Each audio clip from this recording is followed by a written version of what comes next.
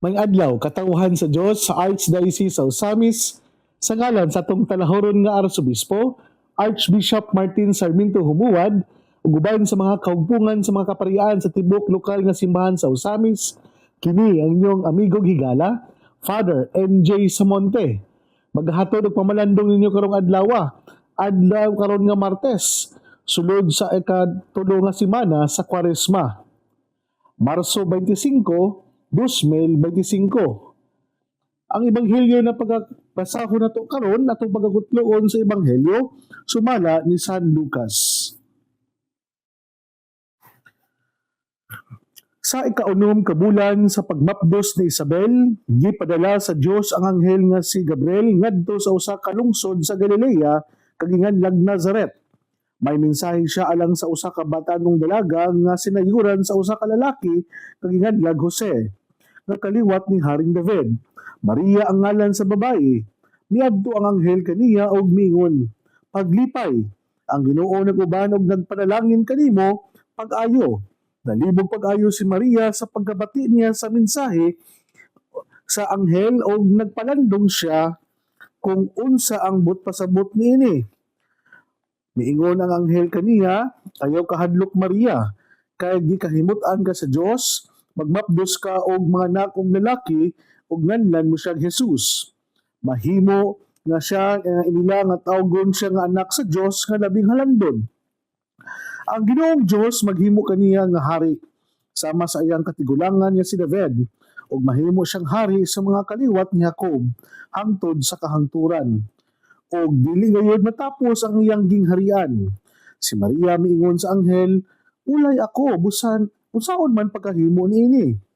Ang anghel mitubag, "Mukunsad kanimo ang Espiritu Santo og magpabilin ang gahom sa Dios diha kanimo. Tungod niini, ang balaan nga bata tawgon nga anak sa Dios, hinumdumi ang imong paryente nga si Isabel. Giingon nga dili na siya mo anak apan karon ikaunom na kabulan ang iyang pagsabak. Bisan tigulang na siya kaayo kay wala dili mahimo sa Dios." Miingon si Maria, "Sulugoon ako sa Ginoo, mahitabuon ta kanako ang imong gisulti." Og nibiya ang anghel kaniya. Ang ebanghelyo sa Ginoo. Daygon ikaw o Kristo. Mga igsoon gud ni Kristo, maayong adlaw kanatong tanan. Karon adlaw nga Martes, ikatulo nga semana sa Kwaresma. Marso 25, 2025. Karon gisaulog nato ang the Annunciation of Angel Gabriel to Mary. Usa ka pagpadayag nga ang mensahero sa Dios through the figure of Angel Gabriel nga si Maria na diha pa lang sa taguangkan sa iyang inahana si Santa Ana nagiandam na daan sa dihang miingon ang anghel kaniya, "Mary, full of grace, but pasabot walay kabutangan ang sala. Diha kang Maria kay siya puno man sa grasya." But pasabot mga igsoon that Mary was already preconceived in the mind of God sa wala pa lang siya giingnan during the Annunciation.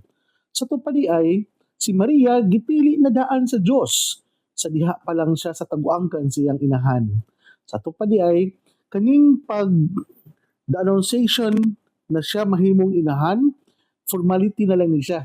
Kay gano man, kay naman siya daan sa una-una sa Ginoo, gipili naman siya daan sa Ginoo, ganamitong gilahi naman siya daan sa Ginoo nga among women siya ang mahimong inahan sa manunubos, siya ang mahimong inahan sa Misaya na dugay rang gihulat sa tanan.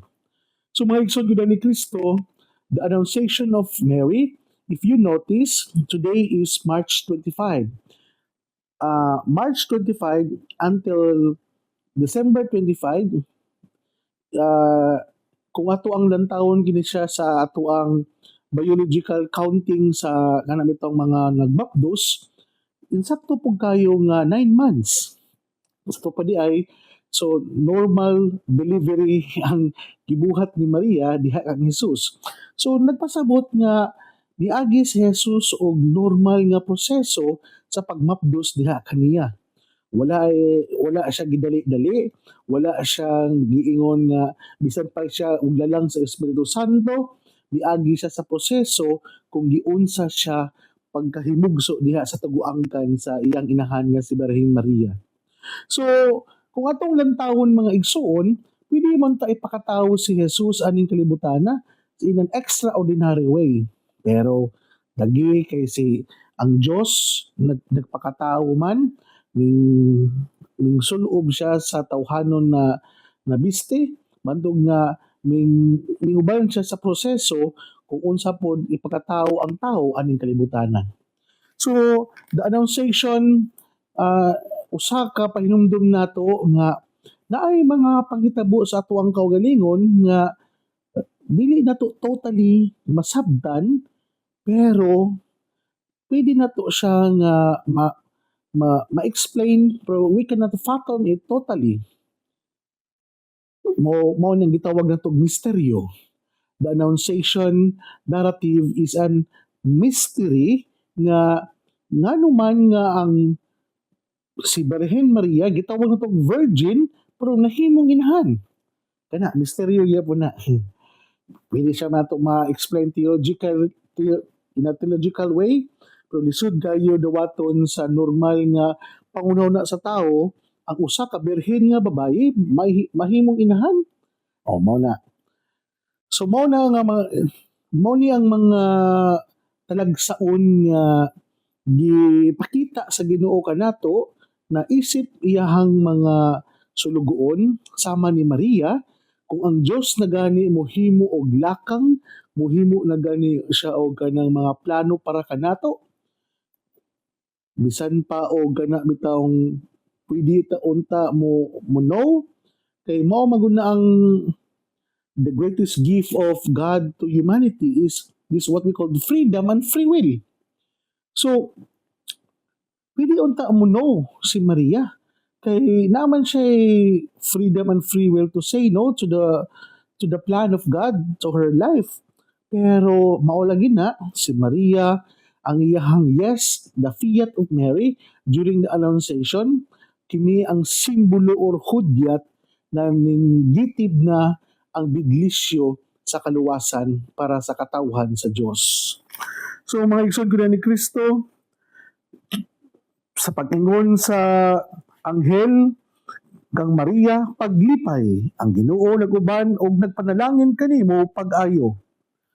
Marami tong first time nimo nga makadungog nga maglalang ka o ganang manak ka then gani siya gilalang sa Espiritu Santo.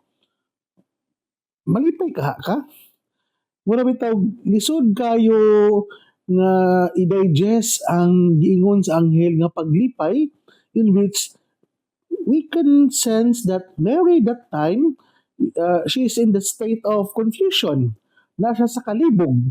Siguro na ang kahadlok pod niya that at her young age nga siya magmapdos og sa iyahang kasinatian nga ang pwedeng magmapdos lang man ang katuman lang na gitawag nato og engage og marital act in which we consider as Mary as a virgin.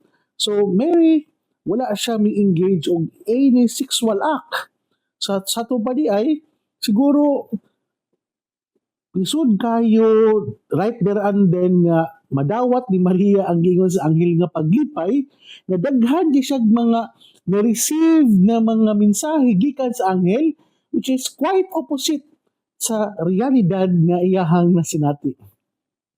Dayon, ningon pa jud ang anghel kaniya, ang Ginoo naguban og nagpanalangin kanimo pag-ayo. Mao nga naribog si Maria pagkabati niya sa mensahe og nagpalandong siya kung unsa ang kahulugan sa iyang mga pulong. Ningon ang anghel kaniya, ayaw kahadlok Maria kay magmapdos ka og mga anak ug lalaki. Kaning gitawag ganing gihatag bitaw nga assurance sa anghel nga ayaw kahadlok Maria. Siguro kini po nga to ang panghawakan sa tuang kinabuhi nga naay mga panghitabo sa tuang kinabuhi nga dili ta sure sa pagsunod nato sa kabubuton sa Dios. Naay mga higayon siguro nga sa pagsunod nato sa kabubuton sa Ginoo, dili ta certain the dili ta secure kung unsa ang pwedeng dangatan nato sa unahan. Pero this securing word na word ayaw kahadlok, consoling kay nato isip mga sumusunod ni Kristo nga wala may kasiguruhan ang unahan nga atong padulngan sa atong pagpanaw sa pagsunod sa kabubuton sa Ginoo, pero dapat dili ta mahadlok kay ang Dios man mo ay nagtawag kanato. Siguro sa ato ang pagpadayon sa pag-yes, sa pagtubag sa kabubuton sa Ginoo dinhi sa ato ang kinabuhi, dinhi sa kalibutan, sama usab ni Maria from sa sinugdanan nakabati kitag kalibog, sa sinugdanan nakabati kita og kanang pagduha-duha, sa sinugdanan nakabati kita og kanang pagduda kung kini unsa kay dangatan nako niini. Pero sa dihang gitagaan ta og kana bitawng kasiguruhan sa anghel nga ayaw kahadlok, kini usa ka dako nato nga panghawakan nga unsa may dangatan nato sa maabot o sa future, ang Dios na uban kanunay kanato. Siguro nindot kayo ni siya nga testimonya or statement na angay natong panghawakan sa tong kinabuhi mga igsoon. Dasayon kita nga human as we are, na before ta musunod or before ta mo risk go or mo invest sa usa ka butang, nang mo na bitadaan nga unsa may makuha na kuana, unsa may ROI na kuana kung ako i-invest ako ang panahon, i-invest nako ang ako ang talento o i-invest nako akong kaugalingon. Siguro dili ta makaingon nga sureball ang return of investment. Sama sa gingon sa anghel, ayaw kahadlok kay ang return of investment, pretty sure it is not a form of money, it is not a form of security, it is not a form of kanang unsay ikahatag aning kalibutan, kundi ang assurance nga nagulat kanato kang gitawag nato og eternal reward and eternal happiness in heaven.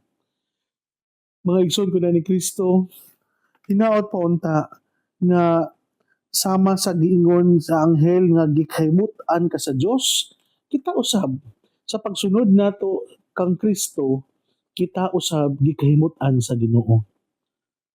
Mangutan na ta sa tong kaugalingon, unsa man ang mga plano sa Ginoo sa tuang kinabuhi nga sa sinugdan naatay mga pagduda, naatay mga pagduha-duha, but in the end nahimo gipuntang submissive ngadto sa Dios kay mas ato amang gipakadak-an ang pagsunod sa kabubuton sa Ginoo kaysa ato ang kaugalingong mga plano o gusto. Magpadayon kita dayon niingon pa gyud ang mahimo siyang inila ug tawgon siya nga anak sa Dios nga labing halandon. Ang Ginoong Dios maghimo kaniya nga hari sama sa iyang katigulangan nga si David, ug mahimo siyang hari sa mga kaliwat ni Jacob hangtod sa kahangturan. Mga igsoon gyud ni Kristo, the annunciation of Angel Gabriel to Mary na mahimo siyang inahan sa manunubos o inahan sa Mesiyas, usa ka dako nga pahinumdom kanato nga ang Ginoo dili siya makatugot nga ang relasyon sa iyahang katawhan totally nga maputol og naay gap because of sin. Tungod sa pag-yes ni Maria, na ginayhinay na o ganang balik nga ang naputol nga tulay between man and God. So, the divine yes of Mary is somehow na ginahinay na o gana bitang panambal sa mga samad nga nahimo nato, nga na-inflict nato nga sakit ngadto sa ato ang manunubos. Bitaw the yes of Mary kadtong mga nahimong hinungdan sa pagkahilayo sa tao ngadto sa Dios, naghinihina na og reconstruct sa naputol nga tulay tali sa tao ngadto sa Ginoo. The yes of Mary, the mao kini ang nagpahinumdom kanato nga ang Dios kanunay naghimo og inisyatibo nga kitang mga tao dili gyud totally mawala o dili siya makatugot nga kita mahipalayo kaniya. Siya mismo ang nangita og pamaagi kung unsaon nato nga may balik ta kaniya. Busa, hinahot pa unta nga sama ni Maria nga samtang naminaw siya sa unsay instruction sa anghel diha sa iyaha, kita usab bisan pa natay mga kahadlok ug pagduda pero kabalo kita maminaw. Usahay man gud kung unhan bitaw tag kahadlok, unhan bitaw ta og pagduha-duha, usahay dili na ta kabalo maminaw. Mao kani ang nindot kayo nga pinumdum kanato nga bisan pa man og nahadlok ta, dili nato gusto ang maong gisulti, but we should learn to respect and listen sa taong nag-istorya. Siguro kung sa tuwang paning panahon karon, dili na nato pa wala bitaw dili na nato tugutan pa nga mahuman ang istorya ang anghel, ato na siya totally reject. No, dili ko mudawat ana, dili ko makadawat nga magmapdos ko kay lisod kinang nga responsibilidad. Ano ba daw nag-una ato ang pagno, wala pa lang ganin nato na totally nasabtan kung unsa ang misyon na gipabuhat sa Dios kanato. Siguro mo ni ang ikaduhang punto na kung mga igsuon. Ang yes ni Maria mao pod ang pag-fulfill niya sa iyang misyon. Siguro kitang tanan, or I'm pretty sure kitang tanan, kailangan pud ta mo yes kung unsa pud ang misyon na ipabuhat sa Ginoo kanato. Hinahot pa unta. Kung ang tanang tao lang unta mo-fulfill sa misyon na gihatag sa Dios kaniya, dili unta ang mahimo nga miserable o dili unta inana kamaot ang puy-an kining kalibutana. Pero unsaon manggod, daghang mga tao ang wala mintuo sa anghel o wala mintuo sa Dios kung unsa ang misyon na dapat nilang gampanan. Kay ako nagatuo that each one of us has a specific role that we need to fulfill. I believe na matag usa ka nato gipakatawo ta aning kalibutana for a certain meaning and purpose. Like Mary, siya gipili nga daan sa Ginoo, diya pa lang siya sa taguanghan sa iyang inahana si Santa Ana. Kita usab. I firmly believe na bisan pa man og unsa ta sa atong mga kasalanan ug unsa man ang atong mga kakulangon, dili man ta imakulada na gipanamkon diha sa taguangkan sa atong inahan, pero I do believe nga naatay misyon nga kailangan natong buhaton. O ginahot po unta sa dili pa bawion ang kinabuhi o gipahulam nga kinabuhi sa Dios nato. Bisan pa man lang unta og 1/2 or 1/4, nahimo nato ang misyon or tahas na gustong ipabuhat kanato. Ginahot po unta mga igsoon gud ni Kristo sama sa pag-announce ni Angel Gabriel ngadto kang Maria, bisan pa man og kanang naang pagduha og kahadlok, naminaw siya ug diya sa iyang pagpaminaw iyang gi-submit ang iyang total nga kabubot-on ngadto sa Ginoo o gi-fulfill pa gyud niya nga siya mahimong inahan sa manunubos. O mga igsoon gud ni Kristo, ang anghel mikunsad kanimo ang Espiritu Santo og magpabilin ang gahom sa Dios diha kanimo. Tungod niini ang balaan nga bata tawgon nga anak sa Dios, hinumdumi ang imong paryente niya si Isabel, giingon nga dili na siya mo anak apan karon ikaunom na ka bulan ng pagsabak bisan tigulang na siya. Yes, in the eyes of men, imposible kayo nga sama sa gibuhat sa Dios kang siyang igagaw na si Isabel nga pagmapdos. Pero in the eyes of God, nothing is impossible with God. Indot kayo nga pinumdum na ito mga igsoon. Nga dili kita mo perminti og kana bitawng mo rely sa ato ang human capacity. We should not simply rely on our human capability. Kay ang Diyos na ay mahimo nga dili kayang mahimo sa tao. Diba na to na? Hopefully, dili kita mo salig sa to ang tawhanon na katakos o katong tawhanon nato nga kapasidad. Kay kung kita bitaw mosalig ra kayo sa ato ang tawhanon nga talento o kakayahan, mo na hinungdan nga mahimo tang arogante o hambugiro o prideful ngadto sa uban. Pero like Isabel, like Mary, daghan kayo og mga imposible nga hitabo kanila tungod kay ang Dios. Kung ang Dios na gani mulihok, mahitabo gyud ang dili gi-expect sa tao.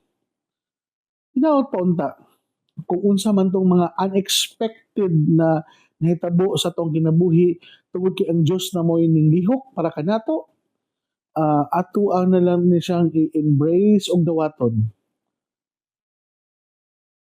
Sa akong pagapari, kung nagtaon lang nako ang ako ang human capacity, makaingon ko nga dili ko angayan, dili ko takos nga mahimong pari. Kinsa ra gud ko? In the eyes of men, wala ko kapasar. Dili ko takos. But in the eyes of God, gihimo ko niyang worthy. Bisan pa magdili angayan sa mata sa kalibutan. Kini nagpahinumdum kanako nga dili ko angay mahimong hambugiro. Dili ko dapat mahimong mapahitason sa ako ang pagkapari. Kay tungod kini bunga lang man sa grasya, kaluoy ug paghigugma sa Dios kanako. Kini unta ang kailangan akong isil-sil sa akong kasing-kasing hunahuna nga wala ko'y ang ikapasigarbo sa akong pagapari. Kay akong pagapari, ang bukasyon nako nga naangkong karon, dili man ni bunga sa ako ang pagkamaayong tao, dili man ni bunga sa akong mga na-achieve kinakahuman ko sa theology, sa philosophy, kundi kining pagkapari nako gihatag ni sa Dios bisan pa magdili ko angayan og takos. Inani unta ang aton dapat nga hinumduman. Kung unsa man ang atong mga naabot karon sa kinabuhi, dili nato isipon nga nakuha nato ni tungod kay kita maayo gyud. Atoan na siyang naabot, atoan na siyang nakabot tungod kay kita gigrasyahan sa Dios ug kita gikaluy-an niya. Mga igsoon ko ni Kristo, akong pagtimbaya sa tuang mga kauban diha sa Mars MC na ug ato ang mga higala usab diha sa Mercury Katadman branch o sa ato ang salamat kayo sa ato ang mahal na arsobispo na kami nga mga kaparian nga naa diri sa Archbishop Residence na gitagaan niya o kanang despedida. Salamat kayo Archbishop. Ug ako ang pag-congratulate ni Reverend Father John Andel Baran nga nahimong bag-ong kura paroko diya sa Villaflor, San Isidro Parish. Congratulations Father Andel ug sa tanang mga parokyano diha sa San Isidro. Mapadayunon nato nga suportahan ang programa sa tong simbahan sama sa gingon ni Mayor ato ang tabangan og tukod ang balay sa Ginoo.